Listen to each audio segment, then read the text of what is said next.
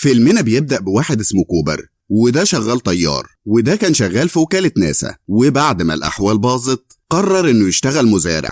وبنعرف إن كوبر عنده طفلين، ومراته ماتت بسبب سرطان في المخ وكان ممكن تتعالج، لكن بسبب تدهور الأوضاع في العالم ما قدروش يلحقوها. وبنشوف ميرفي بنت كوبر وهي حاسة إن في شبح معاها في الأوضة بسبب الأصوات اللي بتسمعها بسبب الرياح اللي بتوقع لعبها من على الروف. وبنشوف بعد كده كوبر وهو رايح اجتماع الآباء مع أولاده، فاتفاجئ بطيارة درون هندية كانت في بعثة من 10 سنين، بس البعثة فشلت. لكن الدرون فضلت طايرة من وقتها لحد دلوقتي بسبب الخلايا الشمسية، وكوبر قدر يسيطر عليها بعد مدة كبيرة وتعب كبير، وكمان خلى بنته تعلى بيها، وكمان خد منها الخلايا الشمسية. بعد كده راح الاجتماع، وبيعرف ان مستوى توم ابنه كويس، لكنه مش هيأهله انه يدخل جامعة بسبب ان الحالة الاقتصادية مش ولا بد، وكمان لان الجامعة دي بتقبل ناس مش كتير، ففرصته في القبول هتكون قليلة. بعد كده بتتكلم مدرسة عن ميرف، وبتقول إنها مهتمة بأي حاجة ليها علاقة بالفضاء، برغم إن خلاص الحاجات دي دلوقتي ما بقاش ليها لازمة.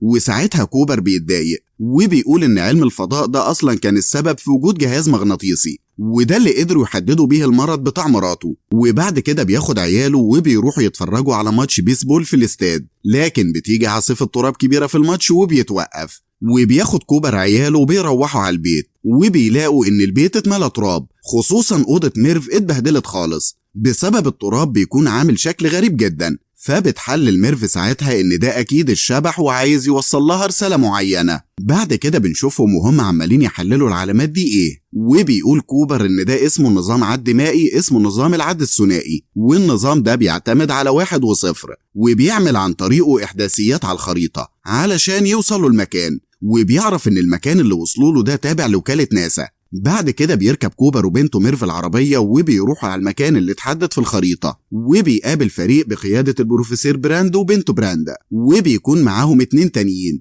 وبيبدأ كوبر يتكلم معاهم وبيشرح لهم الموقف باختصار، وهو ان في مشكلة في الغلاف الجوي، والمشكلة دي بتتغذى على المحاصيل، وبتتغذى كمان على النيتروجين الموجود في الغلاف الجوي اللي موجود بنسبة 80%، وان الجيل ده اكيد هو اخر جيل هيعيش على كوكب الارض، لان بعد كده مش هيكون في محاصيل او حاجة ياكلوها، وكمان هيجيلهم اختناق. وانهم بعتوا من 10 سنين رحلات فضائية لاكتشاف كوكب جديد علشان يعيشوا عليه، لكنهم مش بيلاقوا حاجة لسه، وانهم مضطرين يعملوا رحلات تانية علشان يكتشفوا الفضاء ويشوفوا كوكب جديد، وان هو اللي هيكون القائد بتاعهم، لان هو جامد وبيعرف يسوق سفن الفضاء. وخطتهم انهم عايزين يلاقوا كوكب صالح للحياة. بعد كده بياخدوا مجموعة من البشر هناك وعدد من البويضات المخصبة علشان يبقى في بشر من جديد على الكوكب ده. فبيضطر ساعتها كوبر يوافق على الحل ده لان مفيش حل تاني. بس بنته ميرف مش بتكون موافقة على الحل ده وبتكون متضايقة جدا،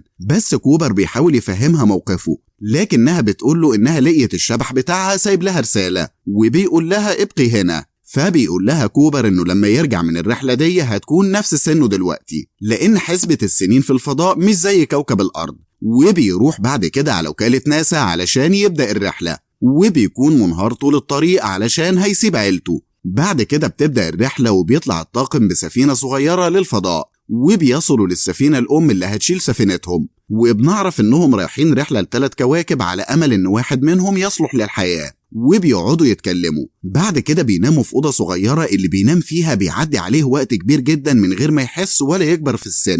بعد كده بيكملوا رحلتهم لحد ما بيقربوا يوصلوا للثقب، وبنعرف من واحد صاحبهم إن الثقب ده بيخليك توصل لأي مكان في وقت أقل، يعني بيختصر وقت السفر. بعد كده بيعدوا من الثقب ده وبيوصلوا لكوكب كله مية، والساعة الواحدة فيه بتعادل 7 سنين على كوكب الأرض، وبيكونوا عايزين ينزلوا يخلصوا مهمتهم على الكوكب ده قبل ما عمرهم يعدي عليه. بعد كده بينزل براند وكوبر وبولي كمان علشان ياخدوا حطام موجود على الكوكب علشان يساعدهم في مهمتهم، وبيكونوا عايزين ينجزوا علشان كان في موجة مية ضخمة جاية عليهم، وبيقدروا يدخلوا في آخر لحظة للسفينة. لكن واحد من اللي معاهم اسمه بولي المية بتسحبه لبعيد جدا وبيموت. وبيطلع بعد كده براند وكوبر بسرعة للسفينة علشان يهربوا من السفينة، وبيقدروا يطلعوا. بعد كده بيقابلوا صاحبهم ريمولي، واللي بيكون شكله اتغير وكبر وعجز لأنه دخل الغرفة اللي بينام فيها كتير وطلع منها. وبيكون في رسائل وصلت لكوبر بقالها 23 سنة،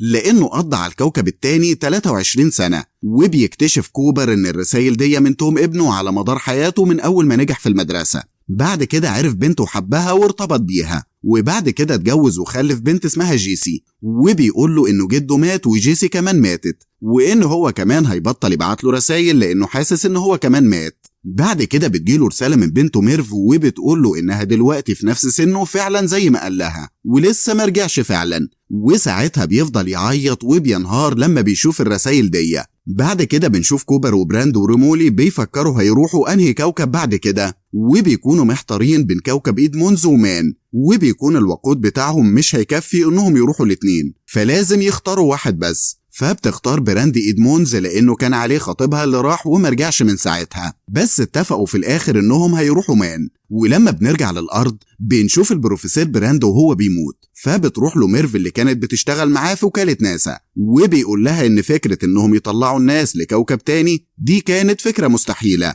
علشان الأول لازم فكرة الجاذبية تتحل، وهو فشل في حلها لأنه كان لازم يجيب معلومات عن الثقب الأسود ومعرفش. فبتسجل بعد كده ميرف المعلومات دي لأبوها في فيديو وبتبعته له على السفينة اللي هو فيها على أمل إنه يبقى عايش. بعد كده بنشوف كوبر واللي معاه وصلوا لكوكب مان هو واللي معاه، وبيكون الكوكب هلكان خالص. وبيوصلوا بعد كده للسفينة بتاعت العالم مان واللي كان نايم في الحجرة بتاعت الاحتفاظ بالعمر، وبيكون فرحان لأنه كان فاكر إنه هيفضل هنا لوحده ويموت لوحده. وبيبدأ يتكلم عن الكوكب وإنه ساقع جدا طول الوقت، وإن مفيش غير مكان واحد بس اللي هيقدروا يتنفسوا فيه. بعد كده بتوصل رسالة ميرف للسفينة وبتكون بتقول فيها إن براند أبو براند مات، وإنها عرفت إنهم مستحيل ينقلوا البشر لكوكب تاني، وإن دي كدبة من الأول، وإنهم طلعوا الفضاء علشان يدوروا هم على مكان تاني يعيشوا فيه وينقذوا نفسهم. وبيكون كوبر سامع كلام بنته ومتأثر بسبب المعاناة اللي بتعانيها، وبيكون حاسس إنه سابها تموت لوحدها. وبتكون براند مش فاهمة ومش عارفة أي حاجة من اللي اتحكت دي،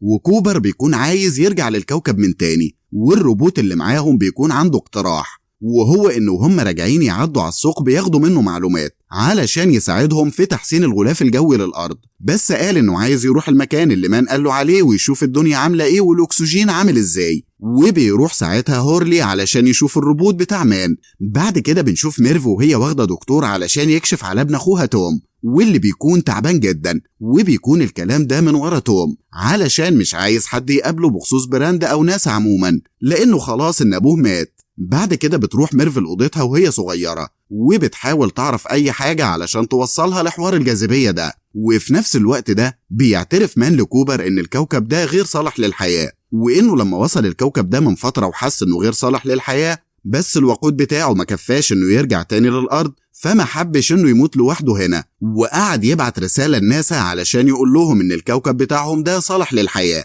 علشان يبعتوا له ناس يجوا ياخدوه. وبيزق كوبر فجأة من مكان عالي، وفجأة مان بيشرخ الخوذة بتاعت كوبر علشان يموته. بعد كده بيروح مان علشان ياخد السفينة بتاعتهم ويرجع لكوكب الأرض، وبيقدر ساعتها كوبر يتصل ببراند وبتلحقه بمعجزة وبتجيله وبتركبه معاها على السفينة.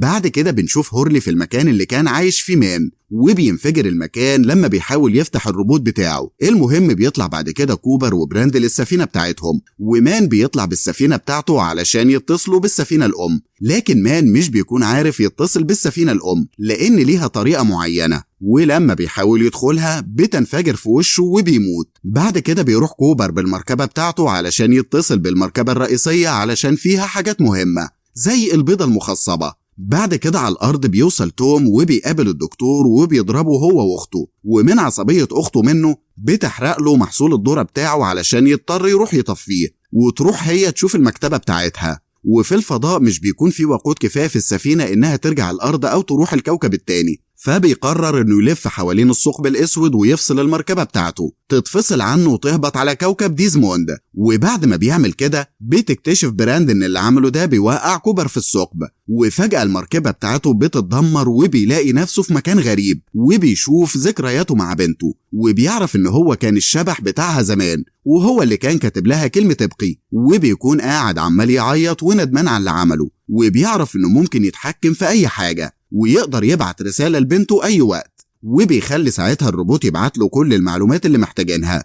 وبيبعت لميرف شفرة موريس، وهي شفرة بتتكون من داش ونقطة، ودول كده عبارة عن كلمة ليها معنى. وبعت لها فعلا كل المعلومات اللي محتاجها علشان تحل معادلة الجاذبية عن طريق موريس. وموريف بتشوف كل ده عن طريق الساعة بتاعتها، وبتروح ساعتها تحضن أخوها وبتقول له إنها خلاص لقيت الحل. وبيكون كوبر ساعتها في الثقب الأسود وبدأ يختفي واحدة واحدة، وبيلاقي نفسه لوحده في الفضاء، وبيكون في سفينة فاضية معدية من جنبه، وبيحاولوا يلحقوه قبل ما يموت. ولما بيفوق بيلاقي نفسه في مكان اسمه محطة كوبر، وبيلاقي الناس هناك بتقوله إن ميرف أنقذت الكوكب بسببه هو، وإنها سمت المحطة باسمه تذكار يعني. وتاني يوم بيروح لمكان بتكون ميرف عاملاه شبه بيتهم القديم، وحاطة حاجات كتير تخصهم. وبعد كده بيروح لبنته ميرف بعد ما بتكون عجزت خالص وعلى فراش الموت خلاص، وبتقوله إنها عرفت إنه كان الشبح بتاعها زمان، وبتقوله إنه ما ينفعش يكون هنا دلوقتي، والمفروض يكون مع براند دلوقتي على كوكب إيدمونز، لأنها اكتشفت إن الكوكب ده صالح للحياة، وعملت هناك مستعمرة وعاشت عليها عادي. وبتكون براند بعد كده على فراش الموت، وبيتجمع حواليها أولادها وأحفادها. وبيروح كوبر علشان يجهز نفسه هو والروبوت، وبياخد السفينة علشان يروحوا لبراند. وبكده فيلمنا يكون خلص. لو عجبكم الفيديو اعملوا لايك وشير للفيديو، وما تنسوش كمان تشتركوا في القناة وتفعلوا الجرس، وتكتبوا لنا في الكومنتات ايه القصة اللي حابين نقدمها المرة الجاية. سلام.